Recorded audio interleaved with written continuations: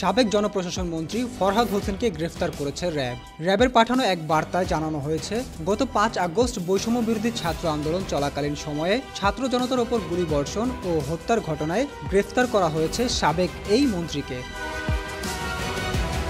জানা গেছে, রাজধানীর আদাবর থানায় দায়ের করা একটি হত্যা মামলায় শনিবার রাতে তাকে রাজধানীর ইস্কাটন থেকে গ্রেফতার করে পরে তাকে আদাবর থানায় হস্তান্তর করে র্যাব। ফরহাদ হোসেন মেহেরপুর জেলা আওয়ামী লীগের সভাপতি। ২০১৪ সালে নৌকা প্রতীক নিয়ে মেহেরপুর ১ আসনে তিনি জয়লাভ করেন। পরে ২০১৮ সালেও জয়লাভ করলে বাংলাদেশ সরকারের জনপ্রশাসন মন্ত্রণালয়ের প্রতিমন্ত্রী হিসেবে তাকে দায়িত্ব দেওয়া হয়। দ্বাদশ জাতীয় সংসদ নির্বাচনেও তিনি আওয়ামী লীগের মনোনয়ন পেয়ে নির্বাচনে অংশ নিয়ে বিজয়ী হন। এরপর তাকে ওই মন্ত্রণালয়ের পূর্ণমন্ত্রীর দায়িত্ব দেওয়া হয়। গত ৫ আগস্ট ছাত্র জনতার গণ অভ্যুত্থানে শেখ হাসিনা প্রধানমন্ত্রীর পদ থেকে পদত্যাগ করে ভারতে পালিয়ে যাওয়ার পর আওয়ামী লীগের বেশিরভাগ এমপি মন্ত্রীরা গা ঢাকা দেয়।